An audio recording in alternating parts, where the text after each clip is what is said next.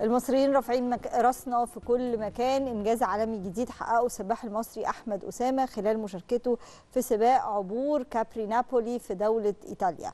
شارك في السباق ده يمكن اكتر من 61 سباح من مختلف الجنسيات، واحمد اسامه فاز في المركز الثالث في السباحه المفتوحه المتواصله، وده مش في اي وقت. لا، هو مش بس فكره الفوز، هو الفوز في زمن قياسي، لان انت عارفه العبور لكابري نابولي بيكون بتايمنج، وهو ده اللي بيفرق اقل من جزء من الثانيه. انا اول مره اعرف النهارده. لا، اقل من جزء من الثانيه بيفرق شخص عن الثاني. احمد قدر اللي هو يعبر هذا يعني الانجاز في 10 ساعات و44 دقيقه و45 ثانيه، وهو مشرفنا النهارده في استوديو صباح الخير يا مصر عشان يكون ضيف عزيز نفخر بيه كلنا كمصريين للانجاز اللي هو حققه. صباح الخير يا احمد. صباح الخير يا احمد.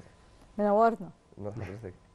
كابري نابولي، انا كنت مفكره بقى ان اكبر حاجه بيعملها السباح في الدنيا هي المانش، لكن لا، واضح ان كابري نابولي دي حاجه برضو مش سهله خالص. هما الاثنين تقريبا صعبين، بس هي دي حاجه ودي حاجه تانية خالص. ايه الفرق ما بينهم يعني؟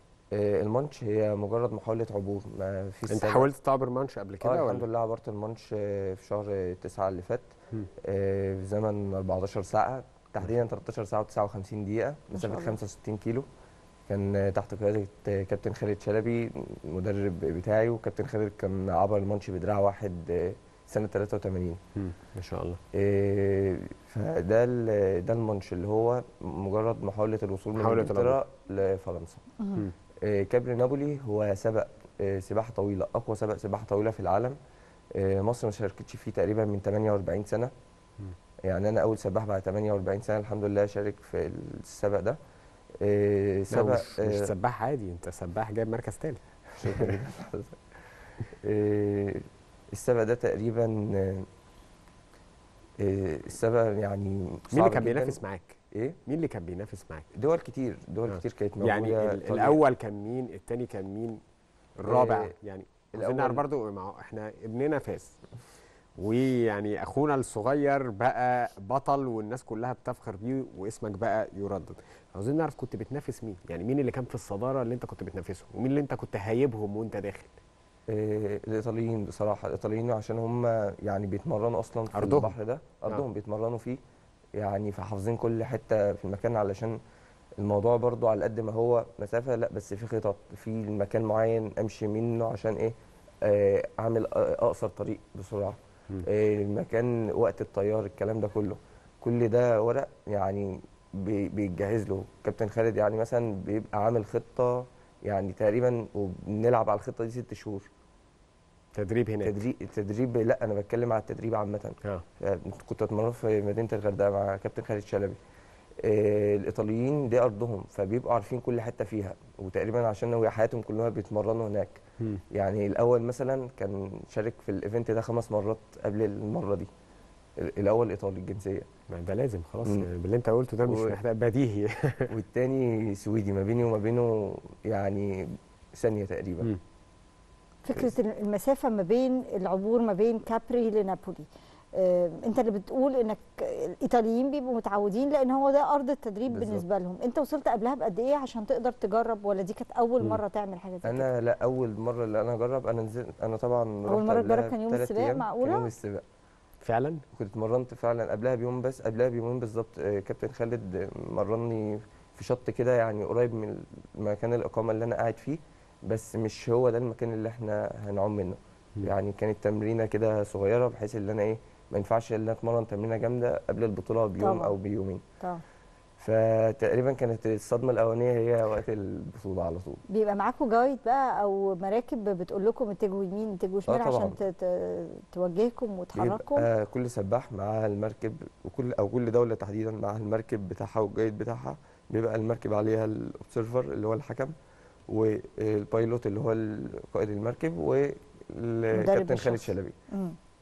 بيبقى دول اللي بيبقوا موجودين. طبعا كابتن خالد شلبي بيبقى جنبي تقريبا، هو ال10 ساعات بيبقى واقف بيديني التعليمات اللي احنا دلوقتي هنعمل كذا، احنا دلوقتي يديني الاكل. طبعا باكل في الميه، فيديني الاكل او الميه، وهو كمان كابتن خالد يعني مش انا اللي بطلب، بقول له انا عايز، هو بيبقى حاسب كل وقت، احنا الساعه كذا ده ميعاد كذا، بتبقى كل حاجه محسوبه بوقت، كل حاجه بثواني، لا لازم اكل دلوقتي، لازم اشرب دلوقتي.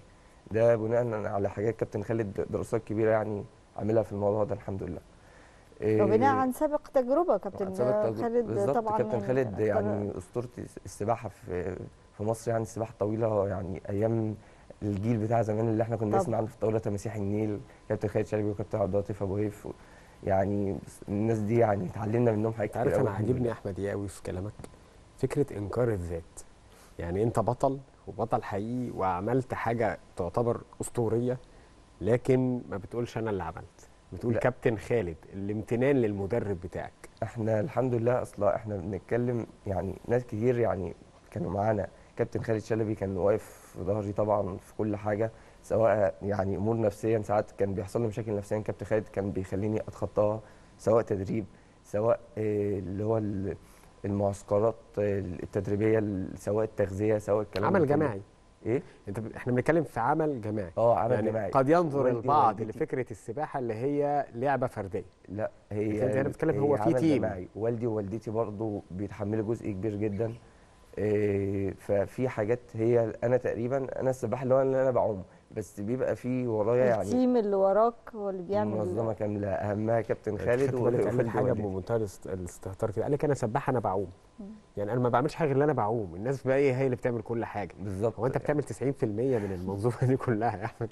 الحمد لله. بس يعني هم التعب الاساسي في تضحيات كتير قوي حصلت، يعني في كواليس كده جامده حصلت في التضحيات، يعني هم يعني احنا يستحقوا عاوزين بقى الكواليس دي وعاوزين التضحيات وعاوزين العقبات اللي واجهتك.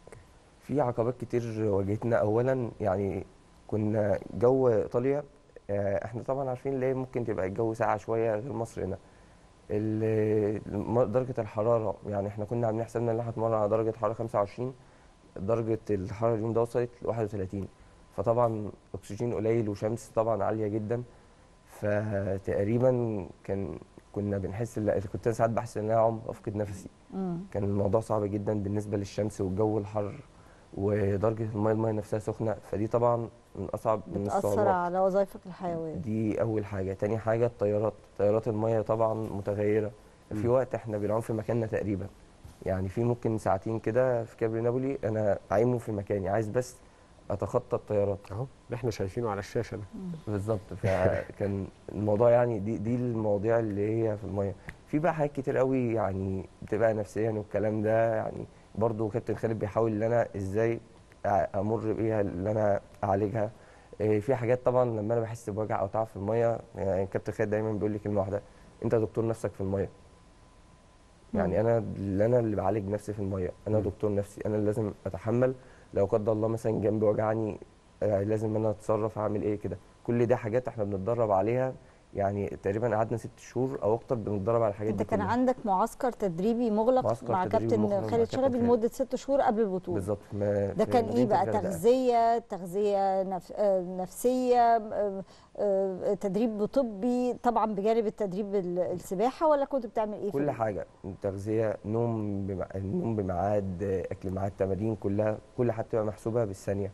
بنبقى يعني حتى اختيار وقت التمرين بنختاره على وقت البطوله. يعني انا مثلا هبدا البطوله الساعه 9، فتمريني مثلا لازم يبقى الساعه 9 او الساعه 10، اللي هو في جو يبقى تبقى الدنيا حر فيها شويه، بحيث ان انا ايه ابقى نازل في جو البطوله. مثلا وقت الماتش كنت انا بدات الستارت الساعه 12 بالليل في البحر، فكنت لازم اتمرن بالليل في البحر، انزل البحر بالليل واتمرن فيه. بتعمل محاكاه للظروف. بالظبط. طب معسكر تدريبي مغلق ده يعني ايه؟ يعني انت ما بتروحش بقى لا جامعه ولا شغل ولا اي حاجه؟ لا ما بتعملش اي طبعا حاجه بروح جامعه، بس انا بروح جامعه وبظبط، بس انا بظبط مثلا يعني مع الوقت مع الاكبر الجامعه، للتدريب. الوقت هنا والوقت هنا، بس بيبقى تقريبا انا بقعد اسبوع، كنت بقعد اسبوعين تقريبا في الغردقه مقفول عليا تمام، حتى التليفون ما بيمسكوش قد كده، يعني بحيث ان انا ابقى مركز على التمرين وانزل في امتحان في امتحان مثلا كان عندي عشان أنا كنت اخر ترم في كليه هندسه، فمشروع تخرج، فكنت بروح على الحاجات المهمه. قسم ايه؟ قسم مدني. مدني. والدكاتره برضو كانوا يعني الحمد لله مراعيين اللي انا يعني رايح، يعني اللي عندي ميشن وكده، فكانوا يعني مراعيين الحته دي معايا. طب يعني نقدر نقول ان انت اول سباح وظفت الهندسه في السباحه. الحمد لله. طيب البدايات كانت من وانت عمرك كام سنه؟ انا بدات السباحه، يعني انا بدات اتعلم سباحه وحبيت الميه من وانا عندي 3 سنين او 4 سنين. بابا بدا يدخلني في السباحه وانا من صغري حابب ان انا انزل الميه. اوكي. لغايه ما كملت الحمد لله، يعني لغايه ما وصلت لكابتن نابولي. بس ابتديت بشكل احترافي من امتى؟ بدات اشارك يعني تقريبا من وانا عندي 10 سنين. بدات بطولات. اخش الحاجات المهرجانات الصغيره واحده واحده الحمد لله. احمد، يمكن على مدار السنين اللي فاتت وبالتجربه اثبتت ان اي حاجه عاوزين نغيرها لابد من وجود فكر الشباب فيها. شايف ايه اللي محتاجاه المنظومه الرياضيه في الالعاب الفرديه وتحديدا في السباحه علشان نتطور اكبر ونجيب ميداليات ونجيب ارقام عالميه اكبر قياسيه؟ كرياضه، اول حاجه احنا الالعاب الفرديه عامه محتاجه دعم، اللي هو يعني الرعاة. بالظبط، اللي هو يبقى مركز، اللي هو السباح ما يبقاش شايل هم اللي تكلفه هو فلوس ومصاريف والكلام ده. يعني انا طالع الكابري نابولي على حسابي الشخصي لوالدي وكابتن خالد، ما كانش معايا اي سبونسر. فطبعا سعينا اللي احنا يبقى في رعاة بس ما فيش، فدي طبعا تكلفه عاليه جدا، وممكن بسببها يعني يبقى في بطل حقيقي لكن مش عارف يشارك بسبب عدم وجود القدره الماليه او العباءه الماليه. بالظبط. فدي حاجه اللي هو يعني يتوفر يتوفر الدعم، اللي هو الدعم المادي اللي احنا نعرف نسافر بيه. بصراحه دكتور اشرف صبحي وزير الشباب والرياضه يعني هو مش سايبنا وبيحاول اللي هو يسعى لنا. يعني دكتور اشرف طبعا، يعني دكتور اشرف صبحي يعني بيتعب معانا في الموضوع ده وبيحاول يعني يساعد كل الرياضيين في الالعاب الفرديه. بس هو الفكره ان مثلا الالعاب الجماعيه مثلا زي كره القدم برضه هي مثلا ممكن تبقى مسيطره شويه على واخده السبوت اكتر او السبوت بالظبط. فده اول حاجه. تاني حاجه يبقى يبقى السباح مثلا يبقى مركز، او اللعبه الفرديه مركزه على التارجت، اللي هو التارجت بتاعها، ما يبقاش دماغه مشغوله. طب انا ممكن بعدين هيحصل ايه؟ طب يعني انا مثلا ايه، مش هعرف ان انا اكمل حياتي بعد كده، ما ممكن دي ما تبقاش مستقبلي. طب اشوف مستقبلي في حته تامين ثانيه. مستقبلك من الاخر. يعني مش فكره اللي يكون في انكم او في دخل ليك من ده. ما هو انت برضو تفرغت للرياضه عشان تجيب بطولات وتجيب ميداليات، وفي النهايه يبقى ليك تامين. يعني دي المشاكل اللي بتواجه يعني تقريبا ممكن بتواجهنا في مصر، وفي حاجات طبعا فيها يعني ممكن يبقى في العالم، بس هم بره بداوا يطوروا الحته دي جامد، اللي هو بقى ما عادش في مشاكل اللي يعتبر في الالعاب الفرديه من الناحيه دي. طيب كل سباح لما نيجي نكلمه عن اي بطولات دايما يقول المانش. انت عديت المانش خلاص الحمد لله، وخلصت كابري نابولي. الحمد لله. متخيل انك عايز تعمل ايه تاني؟ انا والله يعني حلم حياتي كنت زي ما وعدت سياده رئيس الجمهوريه سياده الرئيس عبد الفتاح السيسي، كنت كرمت من سياده الرئيس في شهر 12 الماضي، ووعدته ان شاء الله اعبر 7 بحور حوالين العالم. الحمد لله خلصت المانش، لسه بقى ال6 التانيين ان شاء الله. ان شاء الله عشان يعني نرفع اسم مصر يعني على جميع، يعني في جميع بحور العالم واصعب بحور في العالم يعني. وده هيبقى انجاز يعني للسباحه الطويله، بعد ما السباحه الطويله تقريبا اختفت مده كبيره، بعد ما سمعناش عن، يعني بعد الجيل بتاع كابتن عبد اللطيف ابو غيف وكابتن خالد وكابتن عبله خيري، يعني كل دول كانوا اختفوا، يعني السباحه الطويله اختفت. فانا حلم حياتي ان انا ارجع السباحه الطويله للعالم، عشان الناس بره مصر بيسالونا انتوا فين من زمان. يعني كان الناس في ايطاليا بيقولوا لكابتن خالد مصر لها تاريخ كبير في كابري نابولي، بس انتوا مختفيين بقالكم فتره كبيره جدا. فده طبعا انت اثبتت وبالدليل القاطع ان الالعاب الرياضيه الفرديه في مصر تمرض لكنها سرعان ما تتعافى سريعا. يعني انت بتقول الناس كانت بتسال احنا فين؟ لا، احنا المصريين موجودين وعندنا يعني نماذج مشرفه، زي ما انت قلت كابتن عبد اللطيف ابو هيف، زي ما قلت كابتن خالد، كابتن عبله وغيرها واسماء كتير. لكن انا احب اضيف على اللي انت قلتهم كابتن احمد اسامه.